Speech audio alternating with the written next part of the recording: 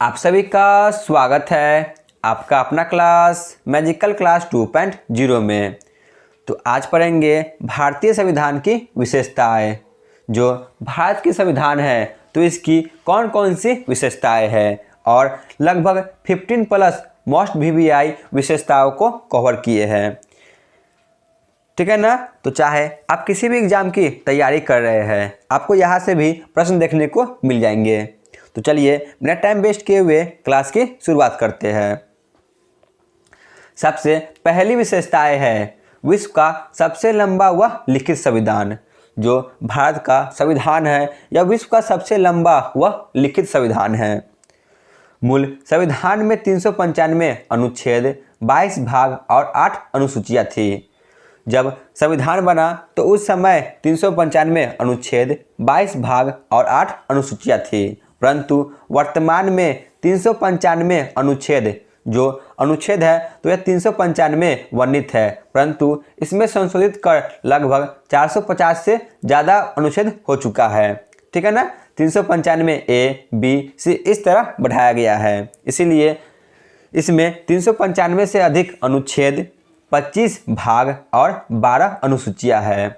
ठीक है ना। वर्तमान समय में इसमें 395 प्लस अनुच्छेद, 25 भाग और 12 अनुसूचियां हैं।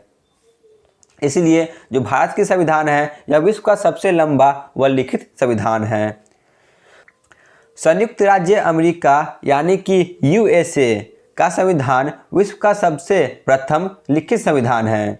जो संयुक्त राज्य अमेरिका है यानी कि यूएसए, तो इसका संविधान विश्व का प्रथम लिखित संविधान है, यानी कि सबसे पुराना संविधान इन्हीं का है।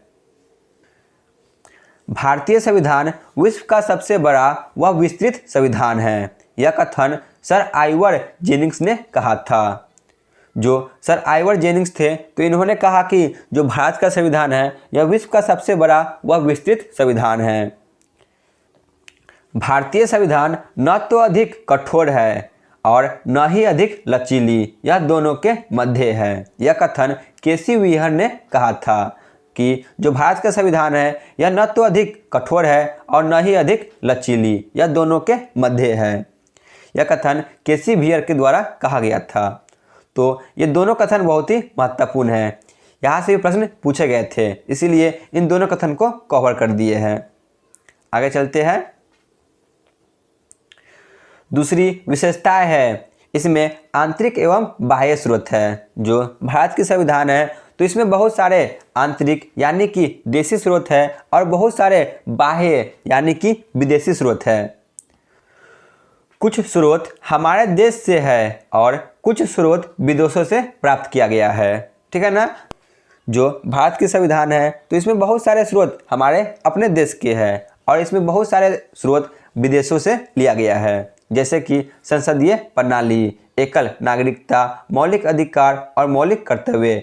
इन चारों स्रोत को बाहर से लिया गया है, परंतु जो लोक सेवा आयोग का वर्णन है तो यह भारत शासन अधिनियम 1935 से लिया गया है, यानी कि यह देशी स्रोत है।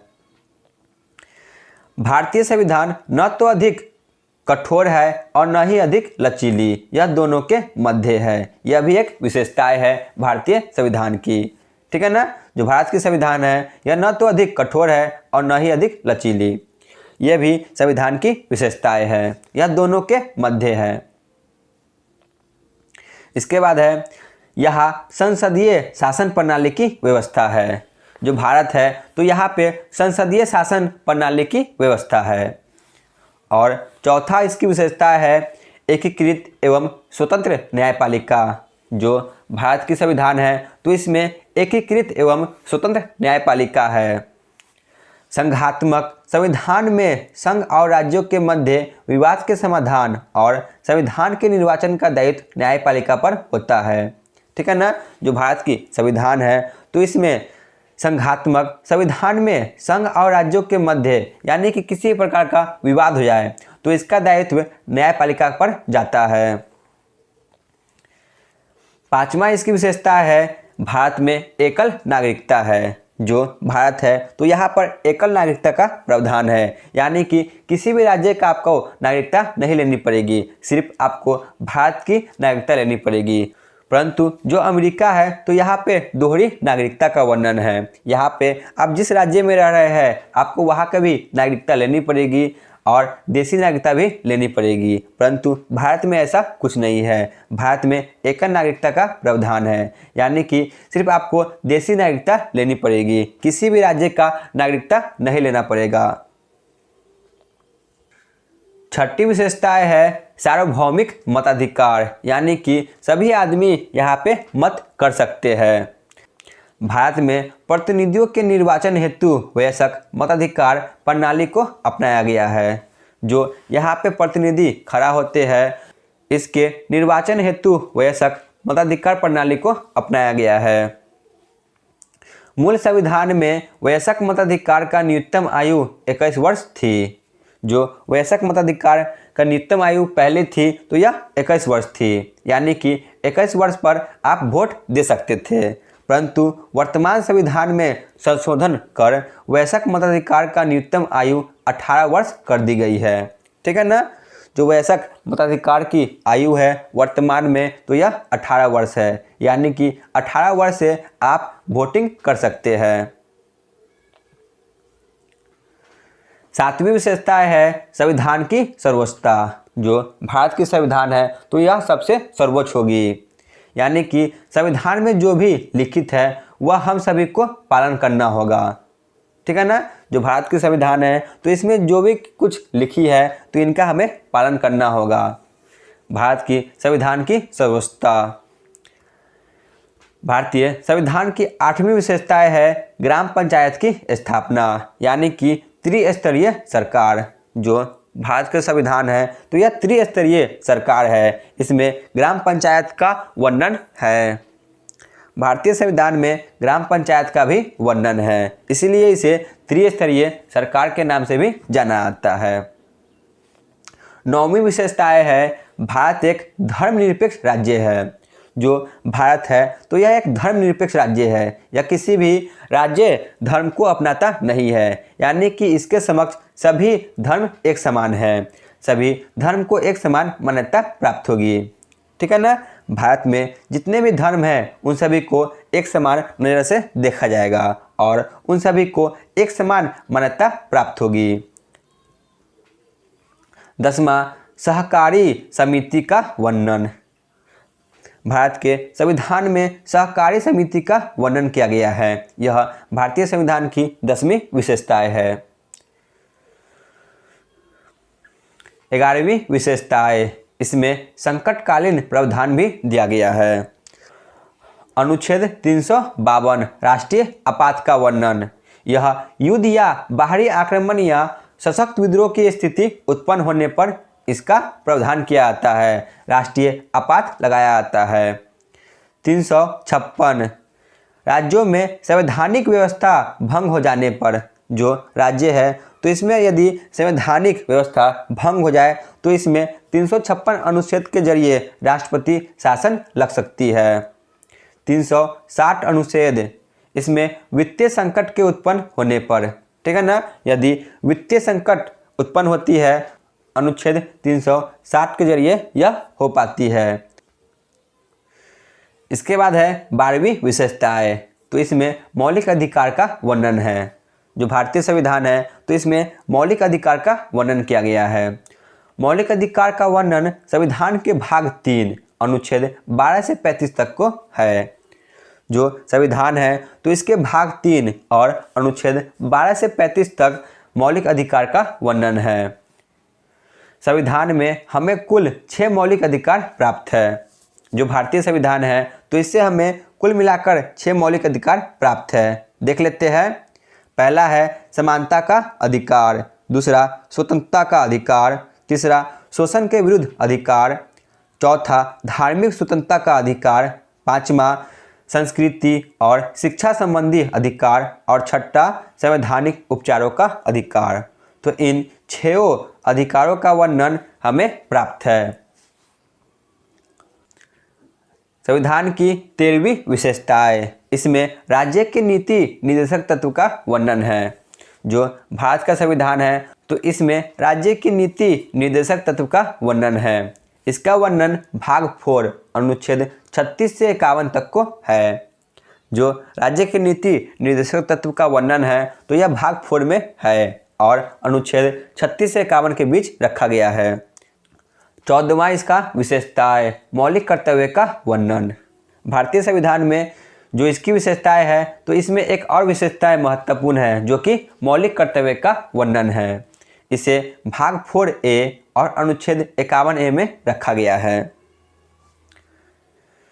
भारतीय संविधान की विशेषता यहाँ पे समाप्त होती है। तो भारतीय संविधान की विशेषताएं तो बहुत है परंतु इसके साथ इसकी आलोचना भी की जाती है। तो चलिए इनकी आलोचना के बारे में देख लेते हैं। भारतीय संविधान की आलोचना, जो भारत की संविधान है तो इसकी आलोचना क्यों की जाती है। भारतीय संविधान को बहुत से राजनीतिज्ञ ने इसे उधार का संविधान, उधार की बोरी या झोरा कहा है। जो भारत का संविधान है तो इसे बहुत से राजनीतिज्ञ ने इसे उधार का संविधान और उधार की बोरी या झोरा कहा है। ऐसा क्यों, आगे देखते हैं। तो यह 1935 के अधिनियम के कार्बन कॉपी है। जो 1935 का भारत शासन अधिनियम है तो इसका यह कार्बन कॉपी है, इसीलिए बहुत से राजनीतिज्ञ ने यह कथन कहा था। जो भारतीय संविधान है तो यह अभारतीय है क्योंकि इसमें ज़्यादा प्रावधान विदेशी है। ठीक है ना। जो भारतीय संविधान है तो यह अभारतीय है क्योंकि इसमें ज़्यादा प्रावधान विदेशों से लिया गया है। चौथा, गांधीवाद से दूर संविधान। जो भारत का संविधान है यह गांधीवाद से दूर संविधान है। पांचवा, महाकाय भीमकाय आकार, यानी कि जो भारत का संविधान है यह बहुत ही बड़ा है, इसीलिए इसे महाकाय भीमकाय आकार कहा गया है क्योंकि इसमें 25 भाग 395 प्लस अनुच्छेद और 12 अनुसूचियां हैं। इसे वकीलों का स्वर्ग कहा गया है। जो भारत का संविधान है तो इसमें वकीलों का वर्चस्व होता है, इसीलिए इसे वकीलों का स्वर्ग कहा गया है। तो ये सभी भारतीय संविधान की आलोचना है। एक बार और देख लेते हैं। बहुत से राजनीतिज्ञों ने भारतीय संविधान को उधार का संविधान या उधार की बोरा या झोरा कहा है क्योंकि यह भारत शासन अधिनियम 1935 का कार्बन कॉपी है। इसे अभारतीय भी कहा गया है भारतीय संविधान को क्योंकि इसमें ज़्यादा प्रावधान विदेशी है। चौथा, यह गांधीवाद से दूर है। जो भारत का संविधान है तो यह गांधीवाद से दूर है। पांचवा, महाकाय भीमकाय आकार। जो भारत का संविधान है यह बहुत ही बड़ा है और विस्तृत है, इसीलिए इसे भीमकाय और महाकाय आकार कहा गया है। इसे वकीलों का स्वर्ग कहा गया है क्योंकि इसमें वकीलों का वर्चस्व होता है, इसीलिए भारत के संविधान को वकीलों का स्वर्ग कहा गया है। तो आज का थ्योरी क्लास यहीं पे समाप्त होती है। चलिए चलते हैं प्रीवियस ईयर क्वेश्चन पे। पहला प्रश्न है, मूल संविधान में कितनी अनुसूचियां थी। मूल संविधान में ऑप्शन ए 8 अनुसूचियां थी। क्वेश्चन नंबर 2, मूल संविधान में कितने अनुच्छेद थे। तो ऑप्शन सी 395 अनुच्छेद थे। क्वेश्चन नंबर 3, विश्व का प्रथम लिखित संविधान किस देश का है। तो विश्व का प्रथम लिखित संविधान अमेरिका का है, ऑप्शन ए। क्वेश्चन नंबर 4, विश्व का सबसे बड़ा संविधान किसका है। तो विश्व का सबसे बड़ा संविधान भारत का है, ऑप्शन डी। क्वेश्चन नंबर 5, वर्तमान संविधान में वयस्क मताधिकार की न्यूनतम आयु कितनी है। तो ऑप्शन सी 18 वर्ष। क्वेश्चन नंबर 6, मौलिक अधिकार को किस देश से लिया गया है।